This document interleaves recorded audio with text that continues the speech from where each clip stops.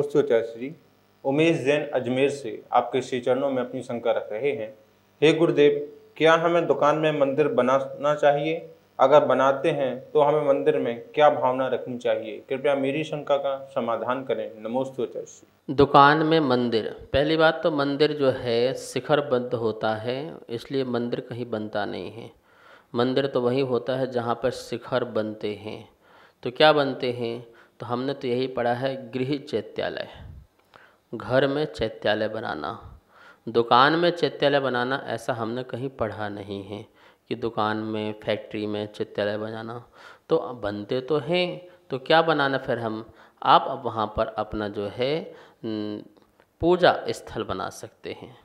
ठीक है ना। पूजा स्थल भी ऐसा है यानी जिसमें घर में बनाते वैसा स्थल नहीं, वो प्रतिष्ठित वहाँ कुछ भी नहीं होता है। दुकान में एक प्रतीक स्वरूप है, जैसे महावीर स्वामी की आपने चित्र लगा लिया, वहाँ ज्योत लगा ली, वहाँ दीपक जला लिया, बस इतना ही ध्यान रखना है। ज़्यादा और किसी प्रकार का आडंबर आदि नहीं करना है। ज़्यादा वहाँ पर एक मांगलिक कलश रख सकते हैं कि आप मंदिर से ले जाएं, या कोई विधान होता है उस विधान में कलश रख लें, शुद्ध हो जाए, और उस मांगलिक प्रतीक के स्वरूप में आप वहाँ पर मंगल कलश रख लें, बस, और कुछ ज़्यादा नहीं। ऐसे नहीं भगवान की मूर्तियाँ रख रहे हों, प्रतिष्ठित मूर्ति हो, ये हो वो हो, ऐसे नहीं। अवनय अनादर बिल्कुल नहीं करना है। एक चित्र रख लिया, एक श्रद्धा का, विश्वास का लिए हमने एक चित्र रख लिया। कोई व्यक्ति भी आता है तो ये को महावीर पर कितनी श्रद्धा है, आस्था है, प्रभावना भी होती है।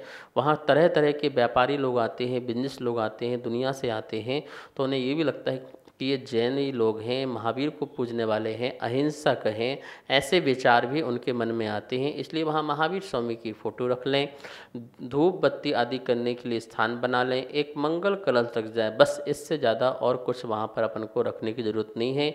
वहाँ कोई यंत्र रखने की ज़रूरत नहीं है, वहाँ कोई प्रतिमाएँ रखने की ज़रूरत नहीं है। बस इतना ही चीज़ रखें जिससे वहाँ किसी प्रकार के हमारे द्वारा अविनय और अनादर भी ना हो। घर में यदि आपका जगह है, स्थान है, तो वहाँ पर आप गृह चैत्यालय बनाएं, प्रतिमाएं भी रखें। शास्त्रों में लिखा है 3 इंच से लेकर के 11 इंच, मतलब 3 अंगुल से लेकर के 11 अंगुल तक की प्रतिमाएं जो है घर के चैत्यालय में हो सकती हैं। इससे बड़ी प्रतिमा जो है घर के चैत्यालय में नहीं होती है। खूब पूजा पाठ करें, घर के चैत्यालय बना करके। दुकान में जैसे मैंने बताया वैसा आप कर सकते हैं। नमोस्तु श्री। कमलेश जैन चित्तौड़गढ़ से आपके श्री चरणों में अपनी शंका रख रहे हैं। हे गुरुदेव, हम पूजन करते हैं तो जिस थाली में सामग्री चढ़ाते हैं और जिस ठौने में स्थापना करते हैं, तो हमें उस थाली और ठौने में क्या बनाना चाहिए? कृपया मेरी शंका का समाधान करें। नमोस्तु श्री। ठौना और थाली। ठौना ये उच्च आसन है प्रभु का। हम भगवान को वेदी से अपने निकट बुलाते हैं और ठौना में विराजमान करते हैं, तो वो उच्च आसन देते हैं, उच्च स्थान देते हैं। तो आप देखिए वेदी में भगवान कहाँ विराजमान हैं? मंदिर में वेदी में सिंहासन है, सिंहासन के ऊपर कमलासन है, प्रभु कमल के आसन में विराजमान हैं। तो हम भी इस ठौने में कमल बनाते हैं, स्वस्तिक श्री आदि नहीं बनाते हैं, कमल बनाते हैं कि कमल में आकर के प्रभु जो है विराजमान हो जाए। तो ठौने में अपन ने कमल बना दिया, ठीक है, प्रभु को विराजमान कर लिया। और जो है यहाँ पर थाली में जो है जिसमें अपन को सामग्री चढ़ानी है, तो उसमें हम क्या करें, तो बीच में स्वस्तिक बनाते हैं। स्वस्तिक मतलब चारों गति से बाहर निकलने के लिए। तो चारों गति से हम बाहर निकल जाएं इस पूजा पाठ से, तो स्वस्तिक को हम बना लेते हैं। स्वस्तिक मांगलिक प्रतीक भी होता है। और भी चारों तरफ चीज़ें बनाते हैं, जैसे कि 5 बिंदी रखी तो पंच परमिष्टि के, तो वहाँ पंच परमिष्टि के अर्घ चढ़ाओ, अरहंत सिद्धाचारोपाध्याय साधु। एक तरफ जो है अपन ने 24 अंक लिख दिया, तो वहाँ 24 तीर्थंकर के अर्घ कुछ अर्पित करना चाहिए। 3 बिंदु लिख दी तो वहाँ पर अपने गुरु महाराज जो अपन जिनको अपन ने गुरु स्वीकार किया है, तो उन गुरु महाराज का वहाँ पर अर्घ अर्पित करें। ऊपर सिद्धालय बनाते हैं तो सिद्ध भगवान के चरणों में जो है अर्घ अर्पित करें। इस प्रकार से ये एक प्रतीक है, ये अपने भावों को जोड़ने के प्रतीक हैं। तो इन प्रतीकों को, इन सिंबलों को हमें यूज करना चाहिए पूजन आदि के समय, ठीक है ना। इसी प्रकार से हर किसी में, कलश में भी स्वस्तिक बनाएं, ठीक है, जो चढ़ाने वाला कलश हो या जल वाला चंदन का कलश हो, हर किसी में ये मांगलिक प्रतीक है, ये होना ही चाहिए। इससे हमारे भाव और उज्जवल होते हैं और 4 गति से बाहर निकलने के भाव परिणाम भी हमको स्वस्तिक बनाने से होते हैं।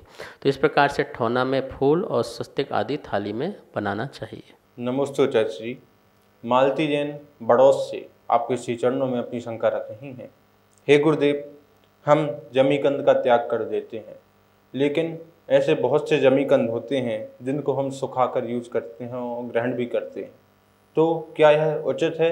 कृपया मेरी शंका का समाधान करें। नमोस्तु आचार्य श्री। जमीकंद का त्याग पूर्ण रूप से हो सके तो बहुत अच्छी बात है, लेकिन कुछ जमीकंद में काष्ठपना होता है।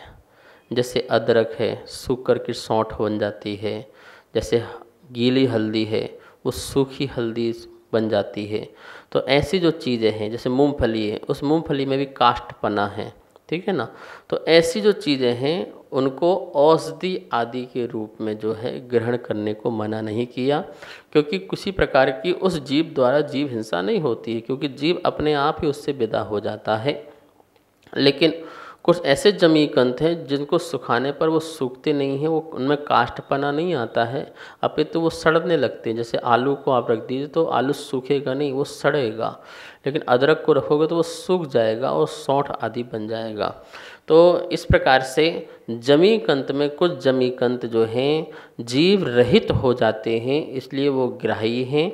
लेकिन जो जीव रहित नहीं हो पाते हैं, अपितु उसमें और भी तरस जीव पड़ जाते हैं, वो ग्रहण करने के योग्य नहीं हुआ करता है।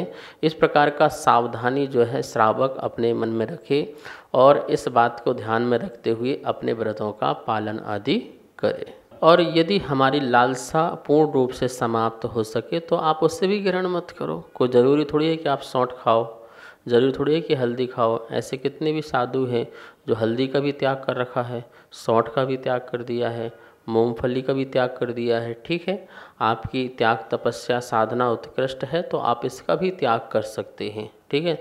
लेकिन जो ले रहा है वो अवश्य ले रहा है, ऐसा मन में नहीं लाना। वो गलत कर रहा है, ऐसा मन में नहीं लाना। औषधि आदि के लिए, जैसे हल्दी है, बहुत सारे रोगों का शमन करने में कारण बनती है, इसलिए हल्दी को लेना बहुत ज़रूरी है। अंदर शरीर में जख्म पैदा ना हो तो हल्दी जो है उन जख्मों को भरती है, इसलिए त्यागी वृत्ति साधु जो हैं उस हल्दी को ग्रहण आदि करते हैं। तो अपनी अपनी शक्ति के अनुसार उसका पालन करें। सभी को सादर जय जिनेंद्र। पूज्य गुरुदेव के मुखारविंद से आप सभी की शंकाओं का नित्य समाधान आगम के अनुसार किया जा रहा है और ये इसका प्रसारण आदिनाथ टीवी चैनल के माध्यम से हो रहा है। अगर आपके मन में किसी भी प्रकार की कोई भी शंका है तो आप हमें नीचे दिए गए नंबर पर बेझिझक भेज सकते हैं और आपकी शंका का समाधान पूज्य गुरुदेव के मुखारविंद से आदिनाथ टीवी चैनल के माध्यम से किया जाएगा। तो आप हमें अपनी शंकाएं भेजें और पूज्य गुरुदेव के मुखारविंद से अपना समाधान पाएं और अपनी शंका का समाधान करें। जय जिनेंद्र। इस कार्यक्रम के पुण्यार्जक थे अशोक बड़जात्या, ममता बड़जात्या, अंकिता, टीना, आकाश, अंकुश, सॉल्ट लेक कोलकाता से, गुप्तदान अहमदाबाद से। इस कार्यक्रम के पुण्यार्जक थे श्री खंडेलवाल दिगंबर जैन मंदिर, राजा बाजार, कनॉट प्लेस, नई दिल्ली एवं श्री खंडेलवाल दिगंबर जैन मंदिर, वैदवाड़ा, दिल्ली के अंतर्गत खंडेलवाल दिगंबर जैन पंचायत, दिल्ली। जिनेंद्र जैन नरपतिया अध्यक्ष, धीरज जैन कासलीवाल महामंत्री, विजय लोहाड़िया विक्की उपाध्यक्ष, गौरव पाटोदी मंत्री, विनोद पांड्या कोषाध्यक्ष।